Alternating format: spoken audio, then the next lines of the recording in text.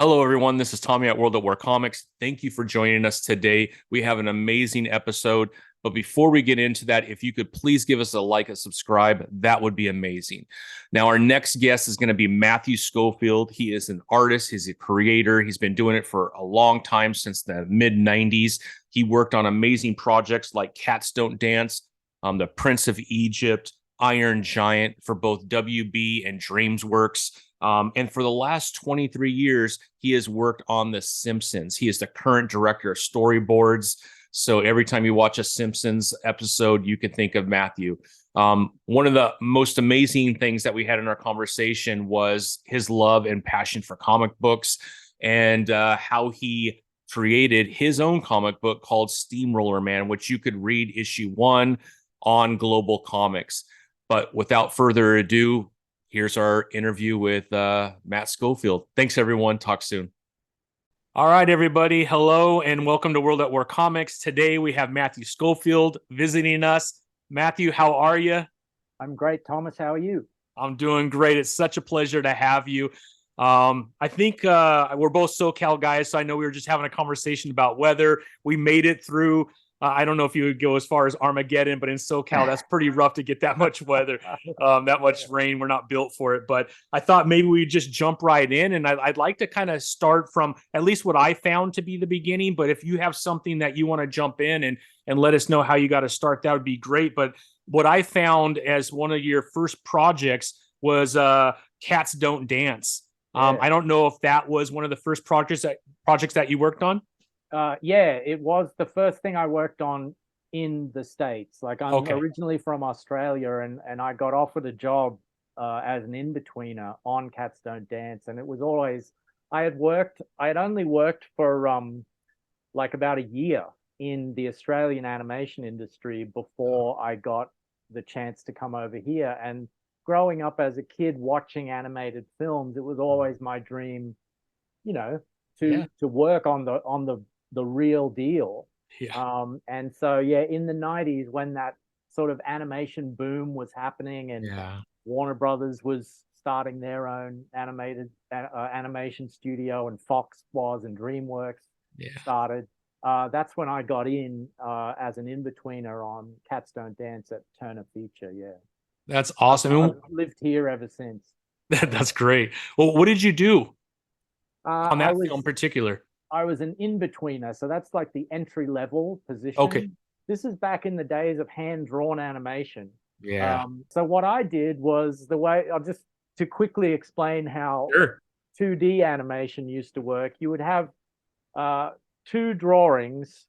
One was like, say, a character's throwing a ball, so you'd have a drawing back here of before they throw, and you'd have a drawing here after they've thrown the ball. So those two drawings would be called extreme drawings or key drawings.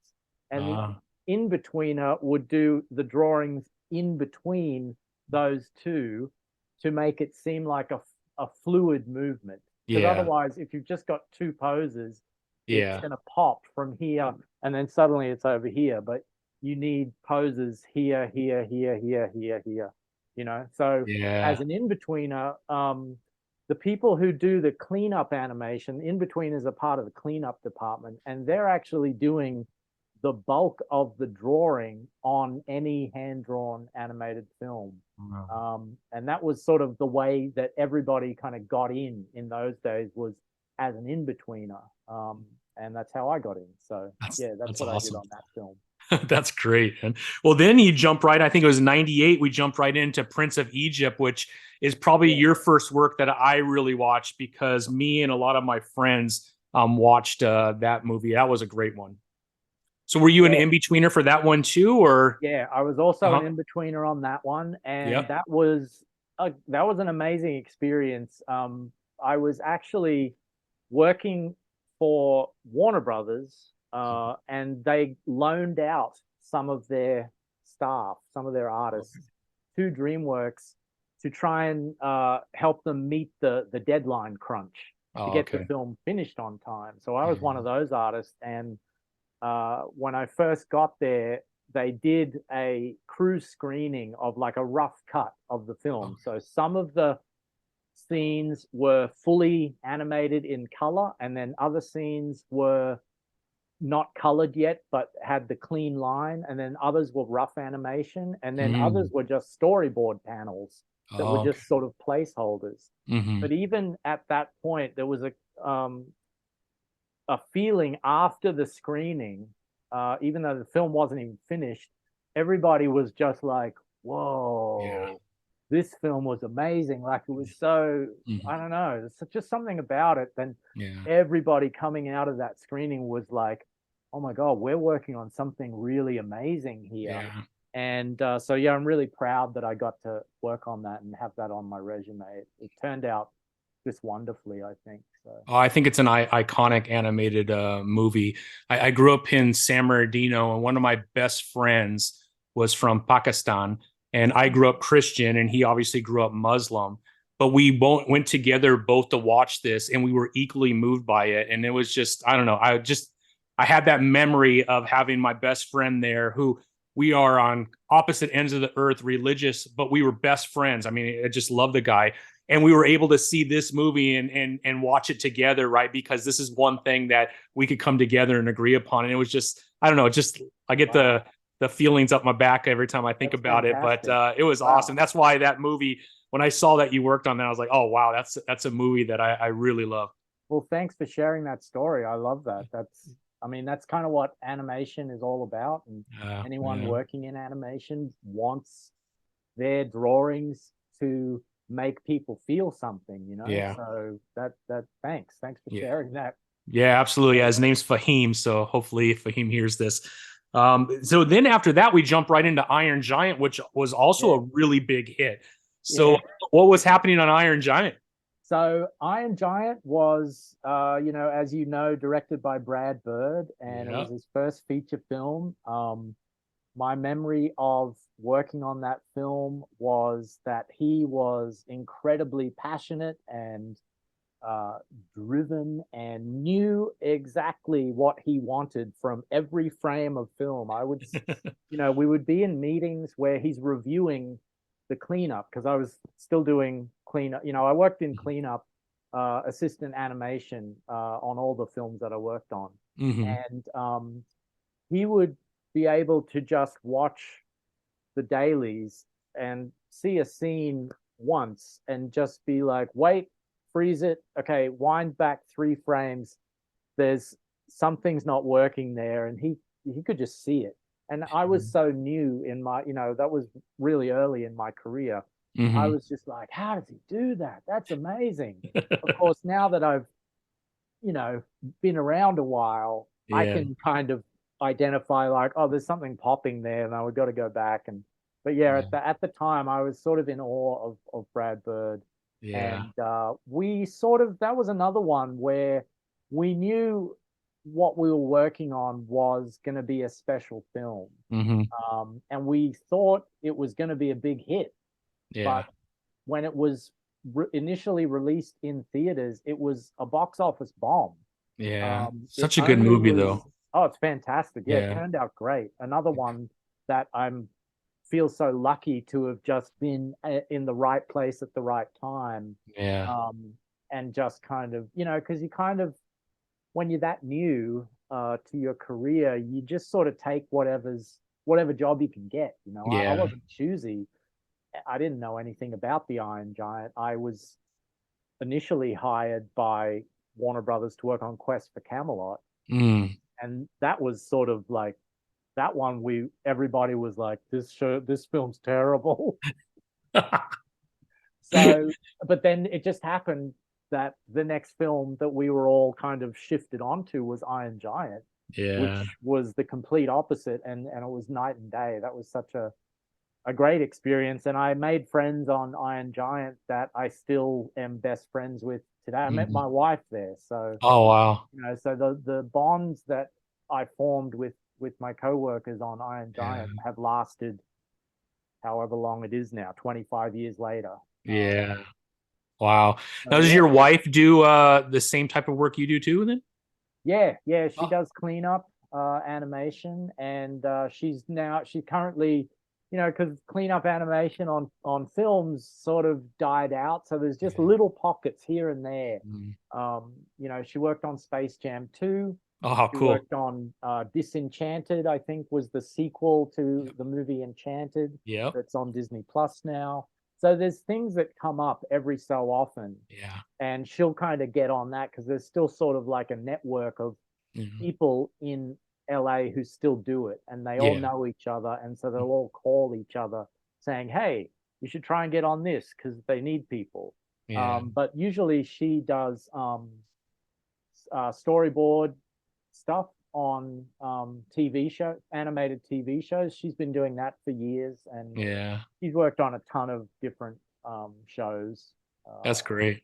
Too many, I can't even remember all the So ones she's definitely a done. family affair when it comes to Family affair, artwork, and absolutely. Yep. yeah, that's Yep. awesome. That's awesome. Well, then after Iron Giant, I don't know what that gap was between that and The Simpsons, but it seems like you've done a lot of work on The Simpsons. I have. Yeah.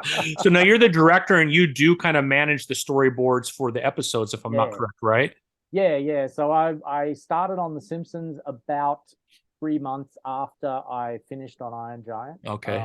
I knew uh, when Iron Giant was finishing up, we were already sort of hearing gossip that Warner Brothers Animation was not going to promote Iron Giant. Okay. They had spent all the money on the Will Smith film Wild Wild West. So they thought that was going to be their big hit, Yeah. and that turned out to be a box office bomb too. But Yeah. at that point, I started to feel like I needed to move out of animated feature film, Hmm. and I wanted to try getting into TV. Yeah.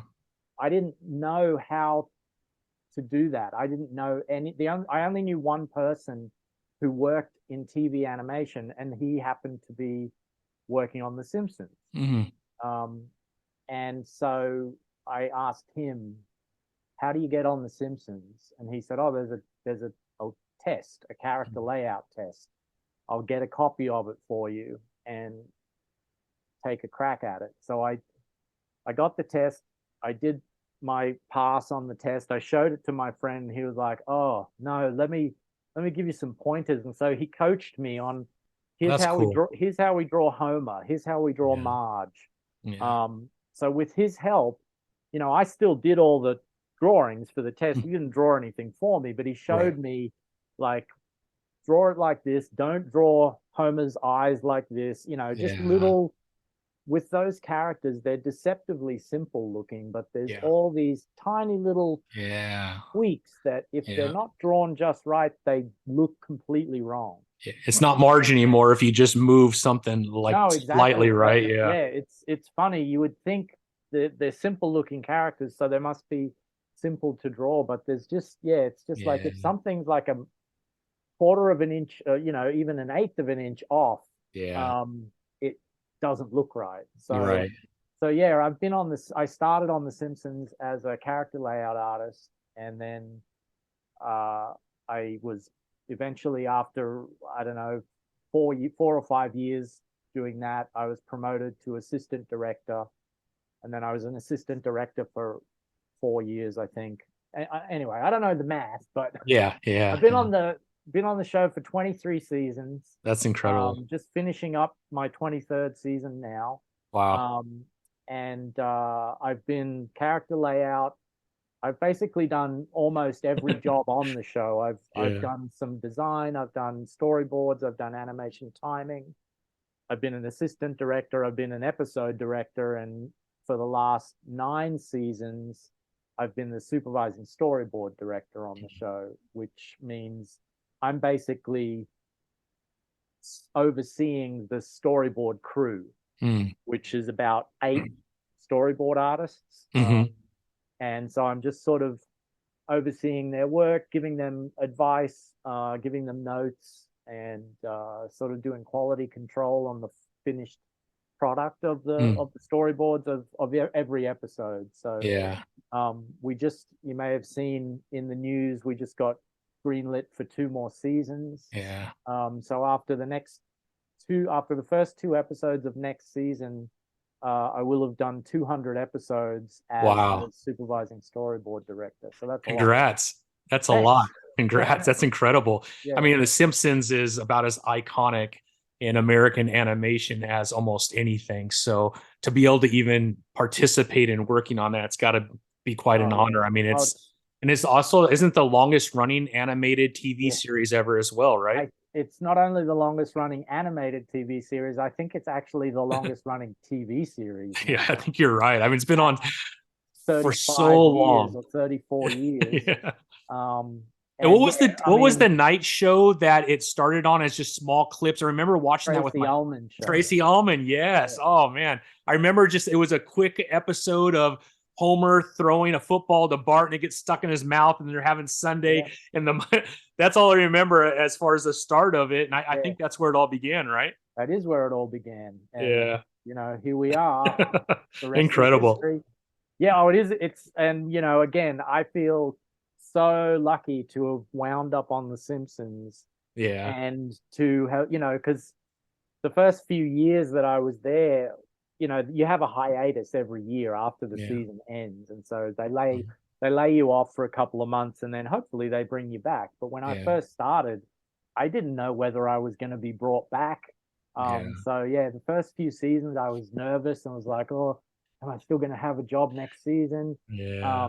But yeah, so I'm so grateful that they've seen fit to bring me back every season and to have risen up the ranks to now Yeah. where I'm, one of the supervisors on the show is just like Yeah. fantastic. So yeah, such a blessing. Yeah. I don't think people realize that angst for artists that are in TV like that because there is that call it off season, right? Where Oh you yeah, don't know do I go look for something? And if I do, will they call me back and will like create yeah, even more friction in the industry? And yeah, I don't think a lot of people, I obviously don't have any understanding of that too. But when you said that, I was just thinking, wow, what a rough way to have a career, right? Until you're established. And obviously you're in a much different place today. But I think there's a lot of yeah. artists that are still in that Oh situation, no, right? totally. I mean, it's the norm for Yeah. most artists in animation because Yeah. most animated shows will only go for maybe 3 seasons, Yeah. Yeah. and then you know you got to get your portfolio together and look for another job. That's sort of Yeah. the routine that my wife is in because she works on a bunch of she's worked on a bunch of different shows. So when each show comes to an end, it's like, well, got to get your Yeah. portfolio together, got to start calling around with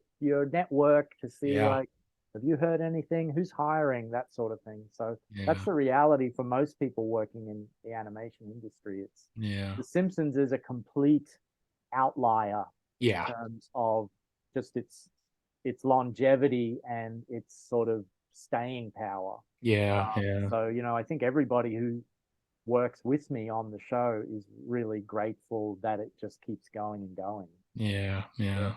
That's awesome. That's awesome. Now, as far as the animation in The Simpsons, is it the way that you animate very similar to Cats Don't Dance, Prince of Egypt? So it's still that older style, whereas a lot of the new ones are more graphic animated, right?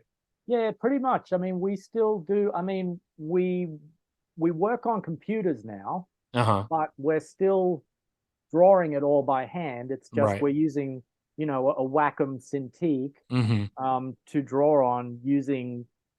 We use a software called Storyboard Pro to do the storyboards, Mm-hmm. and the animation is done in another software called Toon Boom Harmony. But those software packages are designed to sort of have the same feel as working on paper, try and Mm-hmm. simulate that. Yeah. We are still basically using the same principles that we always have, Mm-hmm. even when we were on paper. Yeah. So yeah, we still do it the same way. Wow. A lot of newer shows use CG animation, Mm-hmm. or they use sort of like rigged. They call it rigged animation, where it's almost like cutout animation. Oh, okay.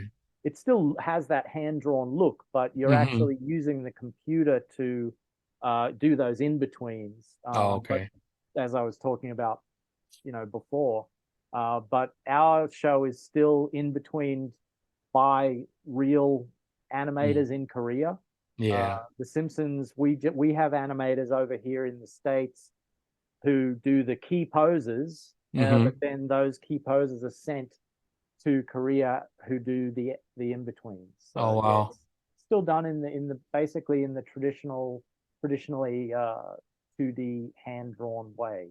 That's pretty cool. Yeah, no, Yeah. I think it's really cool. Yeah, yeah, that's awesome.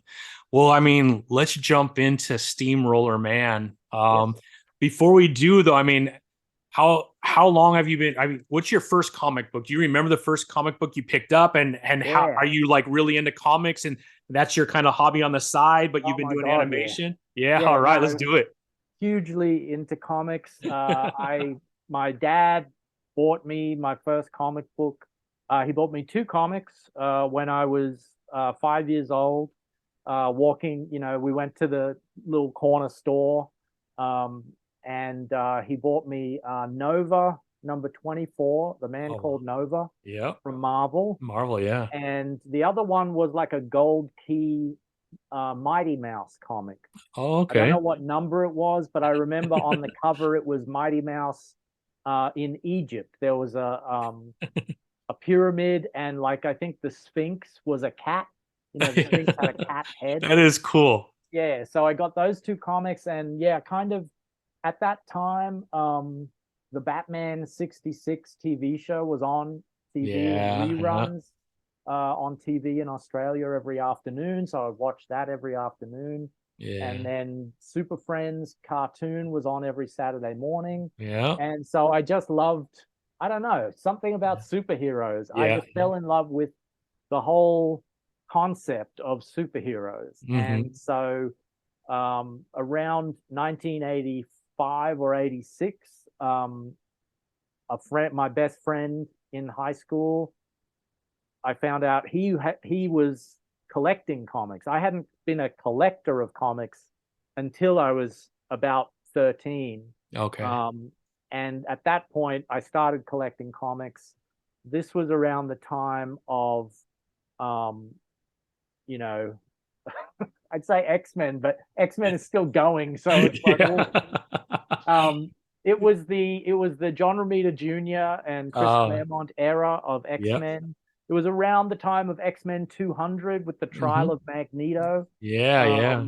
And then Justice League, the Keith Giffen, J.M. DeMatteis, and Hmm.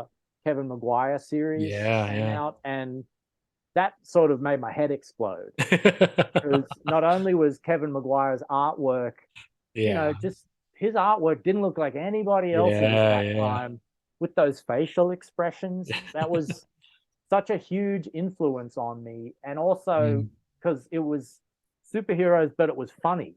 Yeah, And yeah. so looking back, that's a huge influence for me doing Steamroller Man because Mm. from that point on, like I've always loved superheroes mixed with comedy. Yeah, Around that time, I think a couple of years later, The Tick by Ben Edlund yeah, came out. I was a yeah, huge fan of The yeah. Tick. Like I love The Tick.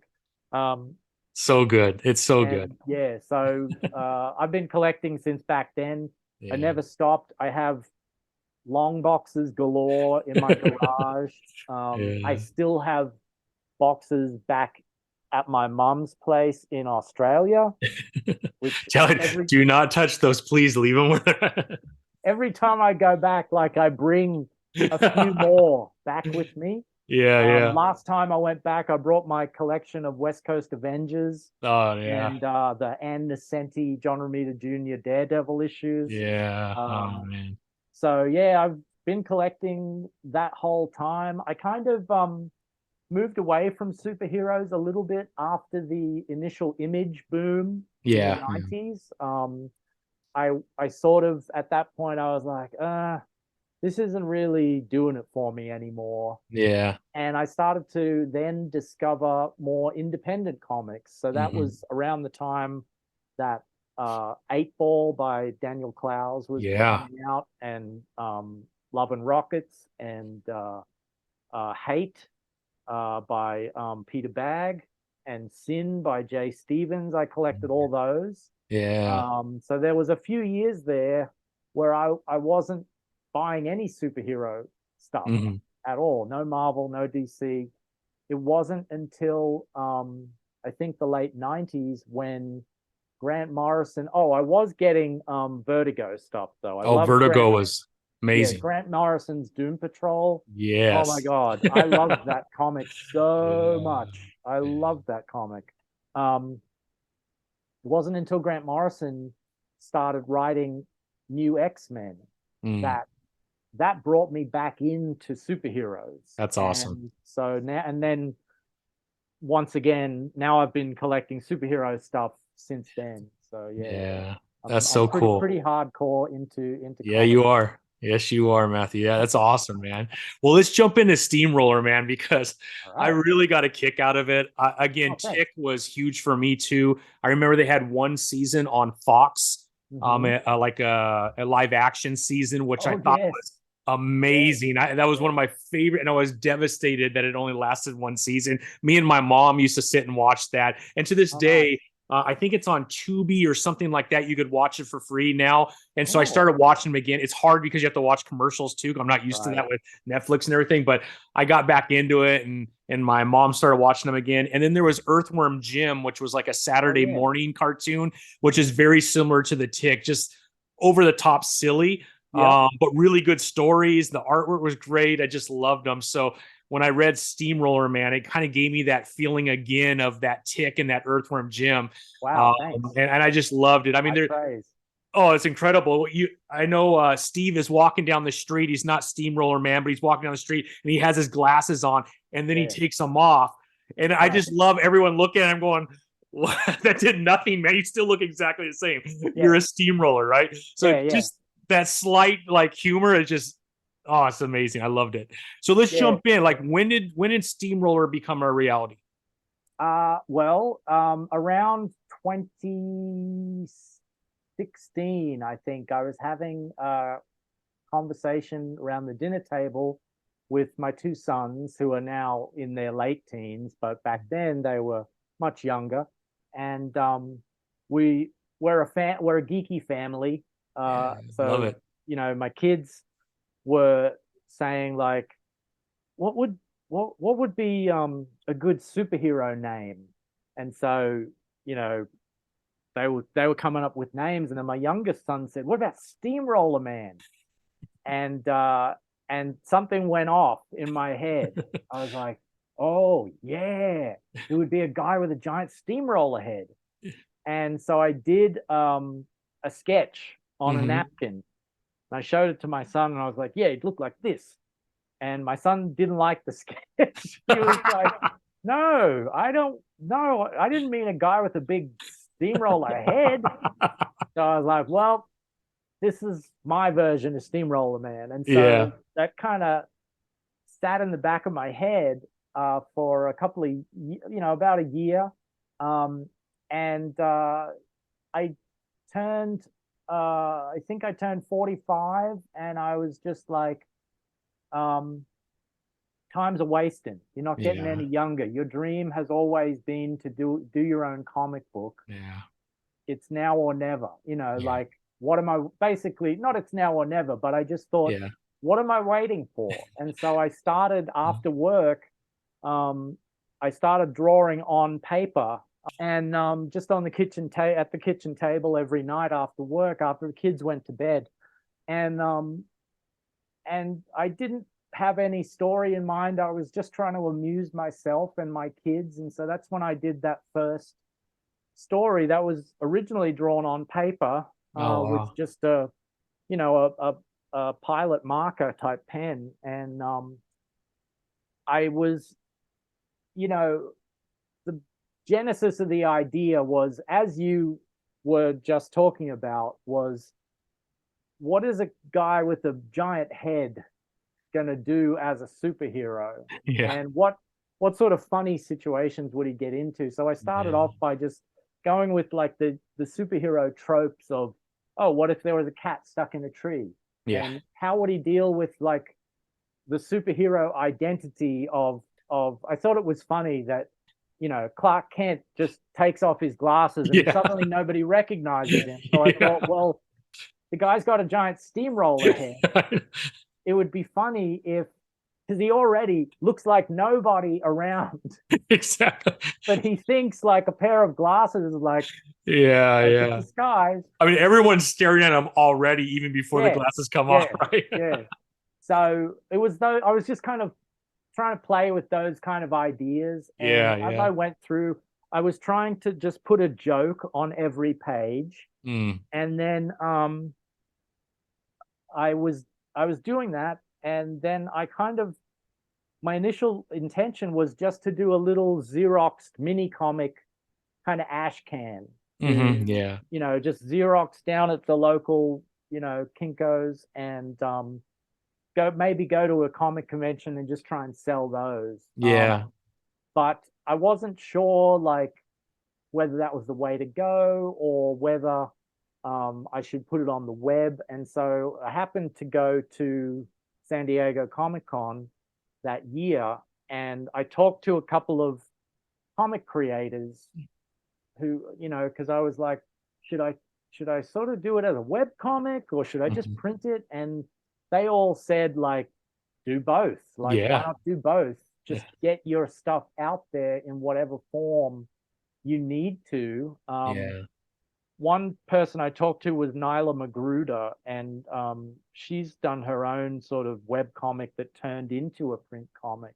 Oh, really? And yeah, her advice was do both because the audience are not necessarily the same. Like That's the true. audience for a web comic is not Yeah. necessarily going to cross over with print Mm, comics and vice yeah. versa. There will be Agreed. some people who will read both, but there's people who read web comics who wouldn't touch a print comic Yeah. and the other way around. Yeah. So I was like, okay, so then maybe my plan will be start putting stories up on the web and eventually print some copies. Yeah. So then the comic artist John Boy Myers, who has since become friends with my family, and we've become friends with him and his wife. hmm He gave me advice of because I was like, I don't know anything about web design. I don't know how to set up a website. How would I even do that? And Yeah. he said, just put them on Facebook. Just set up a Facebook page for the comic. And so I was Yeah. like, huh, I'm on Facebook. Yeah, I could do that. And so that's what I started doing. I didn't have a website or anything. I just set up a Steamrollerman Facebook page, and I started putting pages up on there. Um, and that's still going. I still do that. I post my new hmm pages to the Facebook page. Yep. Um, and we just crossed 700 followers on the Facebook page. So I was Nice. like, oh my God, 700 people. That's amazing. It is Like amazing. I'm so grateful for like every person who reads it and who has Yeah. followed the Facebook page. Because it really did start from just me doodling at my Mhm. kitchen table. Yeah. And so, you know, I kind of sort of figured out how to do a website. Not really. Like I still don't, I don't know. I'm terrible at WordPress. Yeah. Yeah. Um, I have the comic on Global Comics, which is Yep. a web hosting site, and I have it on Tapas, which is also another Mhm. web comic hosting site. Um, and yeah, just it's I'm torn between I just want to do my comic, and I'm sure you feel this as well Yeah. as a fellow creator, is Yeah. the modern sort of landscape for comics is like, oh, we got to set up a YouTube channel, and oh, you got to do a TikTok channel, and I'm like, I don't. If I wanted to do a YouTube channel, I'd be on YouTube. Like, I just want to draw my comic. Yeah. That's all I want Yeah. to do. But unfortunately, like the reality is to get Yeah, the word out, you kind of have to you do. broaden your reach as You much do. as You you do. can. Yeah. So, I'm still muddling my way through all that stuff. I only just set up a mailing list landing page like this morning. Um, so, Nice. Hey. that was something that I procrastinated on because Yeah. I've been also recently thinking about doing Kickstarter, Yeah. for to Hmm. fund like printing the first issue, which Sure. your Kickstarter launched recently, I saw as well. So, Yeah. Yeah. um, It's expensive. It's not cheap. And, right, I've, like you, right? I've done a lot on my own. I actually built a website, which will hopefully be up and running on Monday. I just paid a third party to do it. So, like you, the older I get, this has always been a passion. I want to put that creativity on paper, and hopefully people enjoy it. But it isn't cheap, right? And so, the Kickstarters are amazing because it does help a lot of creators and artists to get their stuff out there and make it a reality. So I agree. I think you got to do that, Matthew. And I think once people read it and dig in, I think they're going to really like it. oh, thanks. And that exposure will be awesome because I think we need a little bit more of the comedic side of comics. We have a lot of real serious stories, which I love. I mean, Image, Boom, Dark Horse. There's so many great brands out there that are producing creator owned projects that are just the stories are incredible, right? Mhm. But they do touch like chords of emotion and shock, and there's a lot of really good horror out there. But it's really hard to even name a couple comics that have that comedic side to it. Yeah. I interviewed Lee Newman, who has Sissone, which is Oh, yeah. another great comic Over book that. that's comedic. Hmm. Yeah. And then just recently, Dark Horse has a comic called White Savior. And I bought Right. it because the cover was incredible. It shows this this fierce guy, and he's running and arrows are going into him. I'm like, oh, this looks really cool. I get Yeah. home, nothing like that at all. It's Oh, complete, really? and it's a comedy. It's hilarious. You got to check Oh, it out. So, okay. but there's not that much out there. And when I read Steamroller Man, I just got super excited about it. So I think we need Wow. more of Thanks. that, and hopefully you'll get it into print form because I'm one of those people that I'll read it on Global Comics, but I want a physical copy to put in my collection. So I'm just waiting for you to Great. get that done, Matthew, so I can put that in my collection. Well, it is this year was like that's another thing. Like everything seems to move when you have, and you would know this too, I'm sure. When you have a full-time job Yes. and you got a family as well, you got responsibilities, Yeah. you're only working on your comic in your spare time. And then Exactly. you've got to split that spare time between Yeah. the actual production of the comic Yeah. and all the peripheral stuff. Yeah. So that's why it's taken me this long to, it takes Yeah. me so long to do all the web stuff and Yeah. all that. I had planned to do, I've been sort of mulling over the idea of doing a Kickstarter for like 2.5 years. But it's only like it was New Year's Eve, this past New Year's Eve, where I'm like, I just got to do it. I just Just got to gotta do buckle down. 2023 is the year that it. Steamroller Man will be in print by hook Yes. or by crook. So that's why, it's the beginning of February, and I actually did spend every spare moment of January like, okay, how do I do a mailing list? Yeah. Because I don't know if you listen to the um, Tyler James's comics launch podcast where he Uh, talks about Kickstarter for comics yeah. and stuff like that. And one thing he's always saying is like, you got to have a mailing list, got to have a mailing Yeah. list. And I'm like, but why? Why do I need a mailing list? Can I just do it with my Facebook? Um, but Yeah. I'm just going with his wisdom, and Yeah. I was like, all right, set up a mailing list. And every time I do one of these things, I'm like, I don't know whether anyone's even going to sign up, but I put it out there. We'll see what happens. Yeah. And yeah, so I'm setting up a mailing list in anticipation of Hmm. getting after that's set up and is kind of going. Then I'm going to start working on my Kickstarter kind of plan of like, what are Yeah. the rewards? What is this? What is that? Hmm. etc. So it's another whole realm that Yeah. I have to really delve into and start researching and stuff, and not just sort of thinking, oh yeah, I'll do that. Um, but in the meantime, I'm still working daily on pages for Steamroller Man. That's great. The story, the first story about the cat stuck in the tree, that was only a 12-page story, and then I Yeah. started the story that I'm currently literally in the middle of. It's at the midpoint of the story now, Mm. and that sort of expanded. That Yeah. was initially, I only thought, oh yeah, that'll be like a 22-page single issue, Yeah. but I was kind of still, which was sort of a mistake.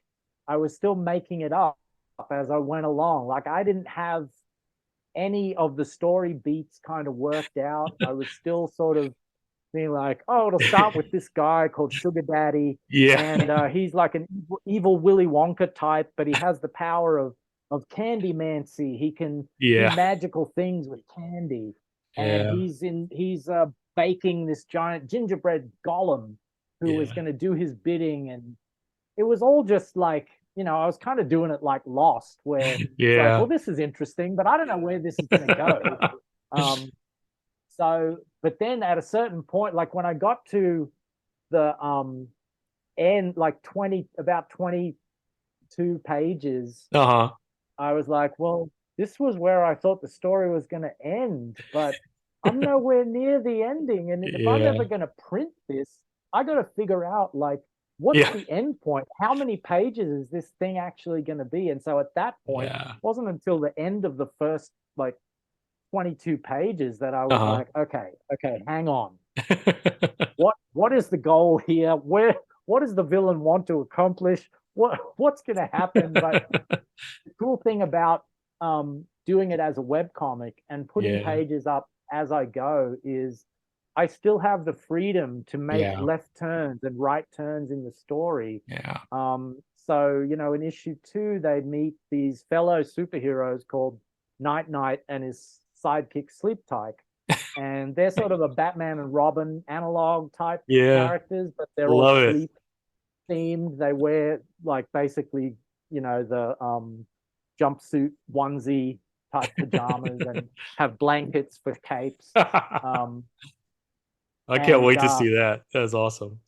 they were just I just threw them in Yeah. as like, I'm because I was getting bored with drawing the the the story as I had initially thought Mm. of it, and I was like, I gotta have something else happen here. And Yeah. so I was like, oh, I know, I've got this idea for these other characters. I'll just throw them in here. Yeah. So that's what I've started doing. Is I got, I'm sure you have the same, is like, some kind of notebook or Yeah. file. I've got like a file of like Yeah. all these character ideas, Yeah. and you get to a point that you realize, man, comics is such a slow way to tell a story. It It is. takes Yeah. so long to get a comic made Yeah. that I just started thinking, I got to start bringing some of these other characters Yeah. into Steamroller Man, or they're never going to see the light of day. Yeah. So Yeah. yeah, that's what I've done with some of the other characters, and I'll continue to try and find ways to sort of Hmm. just throw characters in when there's an opportunity in the main story. Yeah. Um, but yeah, I've started my third issue, is about 10 pages in. Nice. That's up on all my links. Hmm. And yeah, still going strong. I started off with a posting schedule of like 1 page a week, and that was just Yeah. too hard to keep up with since Yeah. I'm doing everything myself. Yeah, I So think then I that's the scaled it difference, back right? to, Is most comic traders, right? You have your penciler, your inker, your colorist, you have your like all these things, and you're doing it all your own. It's almost impossible to pump out like an issue a month when you're doing that. And I'm not oh an yeah, artist, by the way, no way. Matthew. I'm just the writer, and then I've Oh, hired okay. an artist to help me because I don't have your skill set. You're doing it. you're doing it the smart way. Well, Hire people to spread the labor. well, my wife will tell you she's over it already. She's like, this is the most expensive pet project we've ever done. I said, please just hang with me through the first issue and we'll get through it. I promise. Right. So, but yeah, I have a great artist named Willie Fisk, and he, like you though, he does everything. So it's very time consuming. But he's amazing, right? So I just got to be patient and let him do his thing. I don't want to put too much pressure on him. When it comes out, it comes out. We do have a goal at the end of March, but I feel you. I mean, you're doing it all, the story and all the artwork, the coloring, all that good stuff. That's a lot. Yep. That is a lot. You're going against teams of people that pump out an issue a month. Yeah, that's not a fair assessment on yourself for sure. Yeah, I mean, I long since abandoned the idea that I was going to be able to produce an issue a month. Like, it's just not going to happen. Like, because I'm only working like maybe an hour and a half, maybe 2 hours if I'm lucky, every day on the comic, and you just can't, So my pages take about 10 to 12 hours to just complete one page. So I can get maybe one page every 2 weeks if I'm lucky.